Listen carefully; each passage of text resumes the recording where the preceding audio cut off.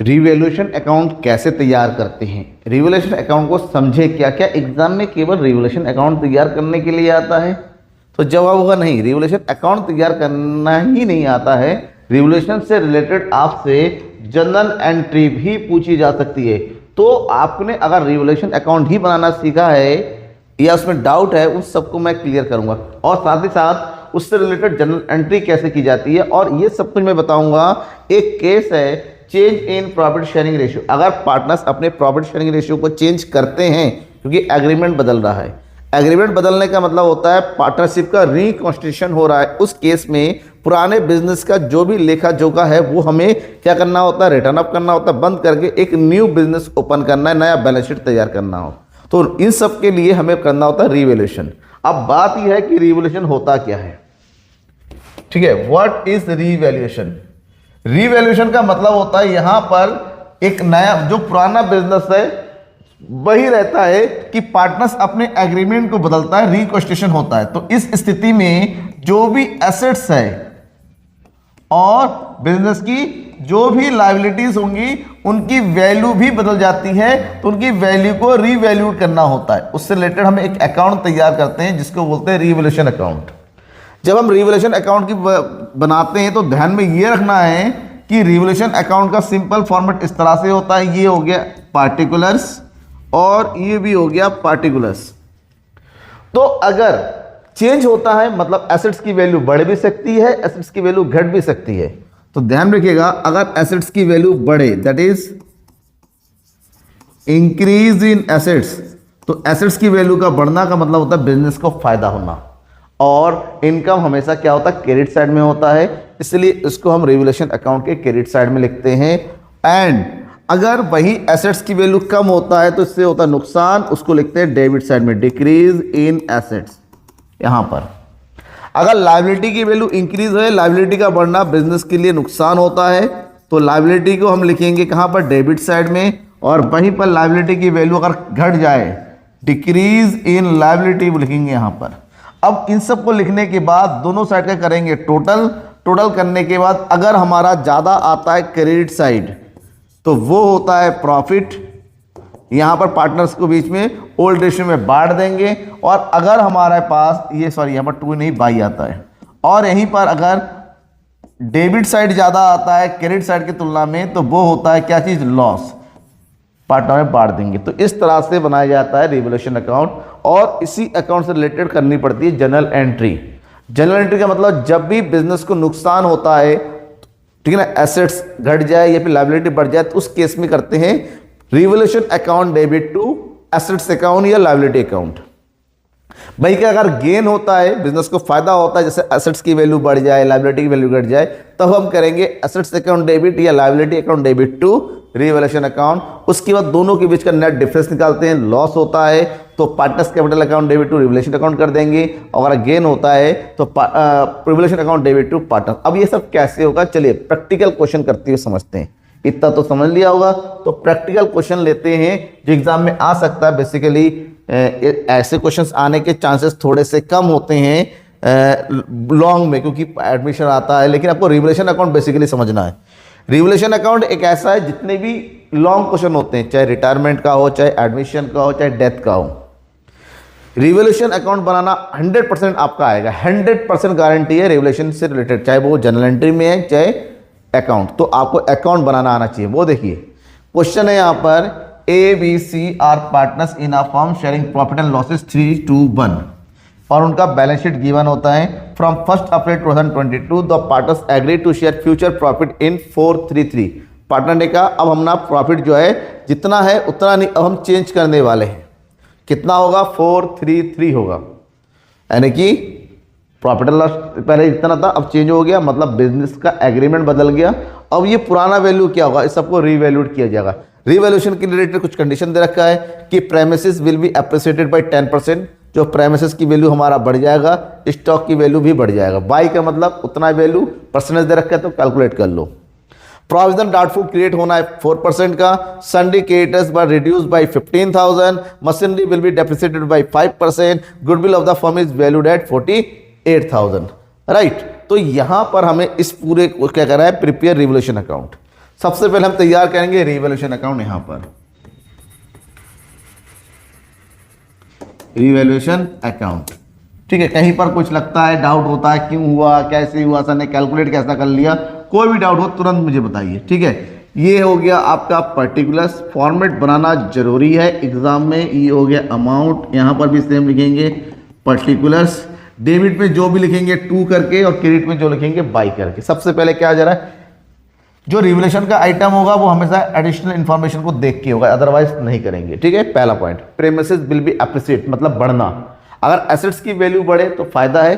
तो प्रीमिसेस है 3 लाख, इसका कितना बढ़ गया 10%, 3 लाख का 10% होता है 30,000, तो यहां लिखेंगे बाय प्रीमिसेस। ठीक है ना, that is 30,000। Number 2, stock by 10,000, stock की वैल्यू बढ़ रहा है, 10,000 से पूरा वैल्यू दे रखा है, जो वैल्यू दे रखा है वो लिख दो यहां पर, by stock, here is 10,000, right. Next, provision for doubtful डेब्ट to be made on debtors at the rate of 4%। ये है डेटर्स 2,50,000, 2,50,000 का हमें निकालना है 4%, इसका 4% निकाल लेंगे, कितना कैलकुलेट होगा 10,000। नहीं आता है तो परसेंटेज कैलकुलेट करके कर लो, हो जाएगा। और प्रोविजन ऑफ डाउटफुल डेब्ट इज ऑलवेज लायबिलिटी, ये बिजनेस के लिए लॉस होता है तो इसकी वैल्यू लिखेंगे हम डेबिट साइड में, टू किस नाम से पूरा लिखेंगे जो लिखा हुआ है, provision for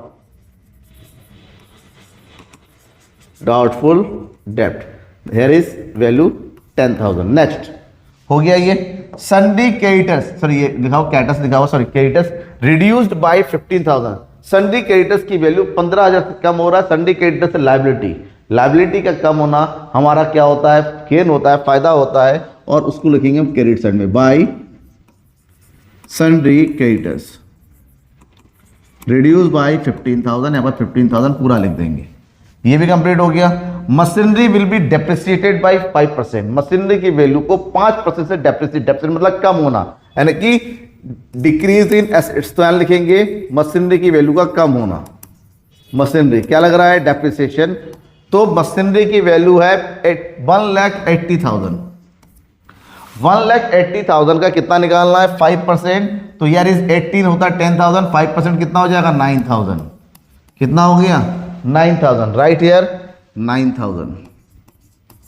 okay, next point, goodwill of the firm. अब गुडविल तो आता नहीं है यहां पर, क्योंकि गुडविल यूज किया जाता है adjustment of profit sharing ratio के लिए। तो यहां पर ये हमारा कंप्लीट होगा, कोई पॉइंट बचा नहीं है। अब हमें टोटल करना है, इसका टोटल दिखने में ज्यादा लग रहा है, कितना ज्यादा है वो देखो, ये हो गया 5,3,1,4,5, ये हो गया 55,000। ओके, यहां टोटल हो गया 10 और 9 19,000, तो 55,000 में से 19,000 को माइनस कर दो तो बचा कितना, 15 में से 9 हो गया 6, इधर बचेगा 3, 36,000। इसका मतलब होता है 36,000 का प्रॉफिट हुआ। यहां पर लिखेंगे प्रॉफिट। ठीक है, क्या लिखेंगे प्रॉफिट। कितने पार्टनर है हमारे पास, 3, ए बी सी, ए बी और सी, तीनों में इस प्रॉफिट को क्या कर दो, डिस्ट्रीब्यूट कर दो। कितना हो गया 36,000, 36,000 को डिस्ट्रीब्यूट करेंगे एट विच रेशियो, जो ओल्ड रेशियो है 3:1, तो 36,000 को 3:2 में बांट दो, 3/6, 2/6 और 1/6, तो 6 × 36, 6 3 × 18, ए को मिलेगा 18,000, बी को मिलेगा 12,000 और सी को मिलेगा 6,000। ये हमारा रिवैल्यूएशन अकाउंट कंप्लीट। बट क्या क्वेश्चन कंप्लीट हुआ, नहीं हुआ। क्यों कि क्वेश्चन में आगे एक चीज और बोल रहा है, we have to prepare capital account, this one, we have to prepare capital account. Let's capital account तैयार करते हैं। कैपिटल अकाउंट तैयार करने के लिए, ठीक है, इस सेल को हम थोड़ा सा छोटा कर लेंगे। कैपिटल अकाउंट के लिए थोड़ा सा स्पेस चाहिए, छोटा कर लेते हैं। ये हो गया,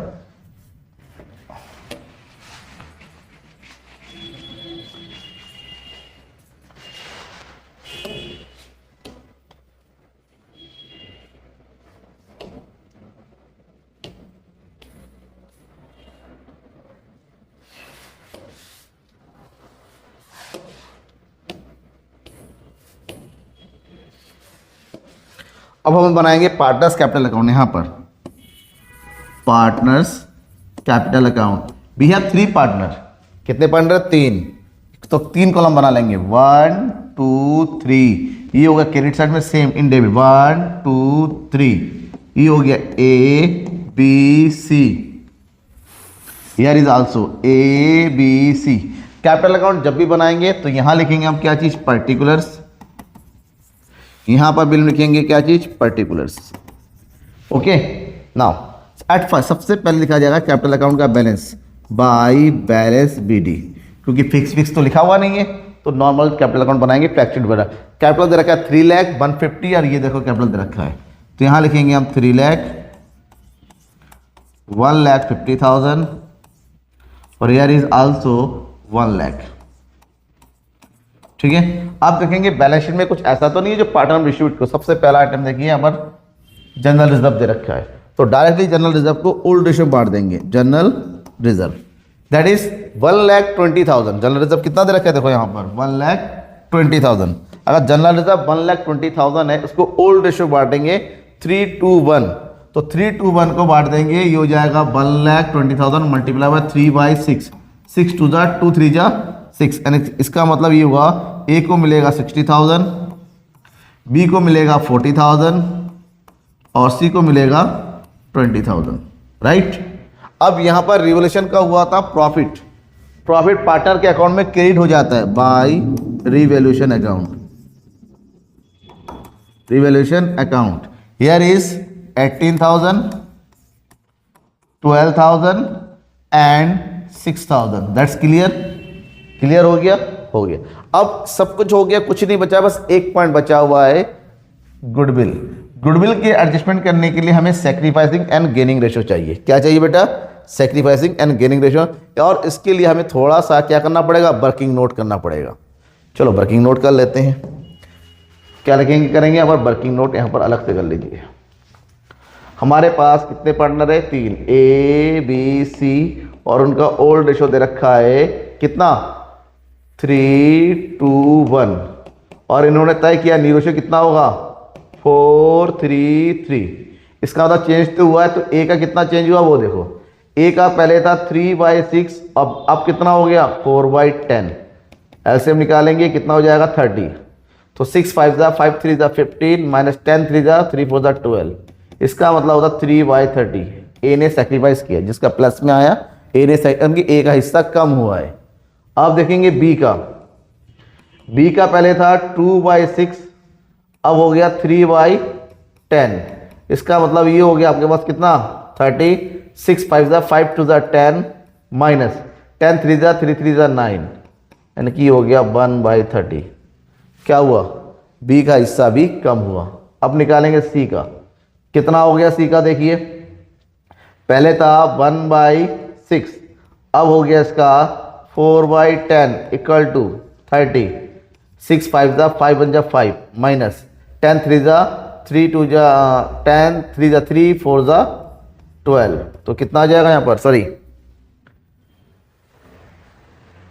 10 3 3 4 जा 12 6 5 जा दैट इज 7/30। कितना, सॉरी यहाँ पर मल्टी ये 3 होगा, सॉरी 3 हो गया, तो 10 ये हो जाएगा 9। तो यहाँ पर कितना आ जाएगा 4, वो भी माइनस में। माइनस का मतलब होता है सी अकेला क्या कर रहा है, गेन कर रहा है। क्या कर रहा है, गेन। इसका हिस्सा बढ़ रहा है, जितना ये गेन कर रहा है देखिए ए और सी दोनों मिलकर उसको उतना सेक्रीफाइस कर रहे हैं। तो अब गुडविल के कैलकुलेट करने के लिए 48,000 गुडविल है टोटल, यहाँ से सी का हिस्सा निकालेंगे, share of C is goodwill. तो 48,000 मल्टीप्लाई बाई 4 बाई कितना हो जाएगा 30। तो 4/30 से 30 हो गया, जो 0 कट गया, 3 मुझे 3 3 6 था, तो 16 4 था 64, ये दो 6400 ही हो गया। मतलब सी 6400 पे करेगा किसको, ए को और बी को। जहां पर ए को हिस्सा मिलेगा 3/4 और बी को हिस्सा मिलेगा 1/4। इसका मतलब होता है 4 1 जा 4 4 6 जा, बी को मिलेगा 1600 और बाकी हिस्सा 2400 मिलेगा किसको, ए को। अब उस हिस्से को यहां लिख दो, किस नाम से, बाय सीज कैपिटल अकाउंट। इसको सी ने पेमेंट करना है कितना 2400। 24 हो गया, कितना हो गया 3 16 3 48 सॉरी 4800। ठीक है, ये हो गया 4800, इसको मिलेगा 1600 और ये पेमेंट करेगा। जब पेमेंट करेगा तो सी के हिस्से से माइनस होगा, उसके लिए यहाँ लिखेंगे, ठीक है। कहाँ लिखेंगे? यहाँ इधर।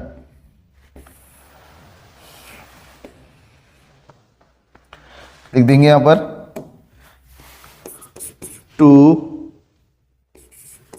एस कैपिटल अकाउंट, ए को कितना दिया 4800, to B capital account, B को कितना दिया 1600। डन। अब करेंगे टोटल। टोटल करो बेटा, जल्दी से टोटल करना। टोटल कीजिए। तो ये हो गया 3,60,000, 18,000, ये हो गया 800, 8 4 12, 5 6 और 7 और 1 8, इधर हो गया 3,82,000। कितना हो गया?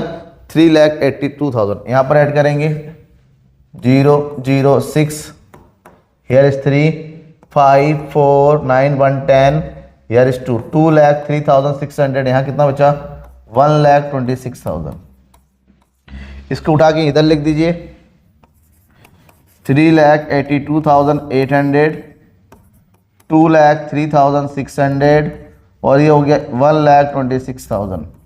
ये जो आएगा यहाँ से बैलेंस निकालेंगे, टू बैलेंस सी डी, कुछ माइनस नहीं होगा, इसका तो सेम आएगा 3,82,800। यहाँ से कुछ लेस नहीं होगा, इसका भी सेम आ जाएगा 2,03,600 और बस सी का 1,20,000 में से 6,400 को माइनस कर दो, कितना बचेगा? 0 0 6, 15 में से 6 गया 9, इधर बचेगा 1,19,600 इनका कैपिटल। फिलहाल अब जितने भी एग्जाम से होते हैं उसमें बैलेंस शीट नहीं पूछा जाता है, अच्छी बात यह है। लेकिन अगर आ गया तो उस केस में अब हमें बैलेंस शीट भी तैयार करना है। क्या तैयार करना है बेटा? Balance sheet. चलो हम अब बैलेंस शीट तैयार कर लेते हैं।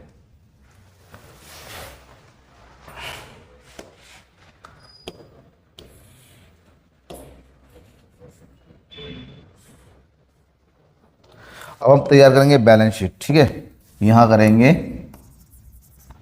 Balance sheet. बैलेंस शीट का बिल्कुल सिंपल फॉर्मेट होता है।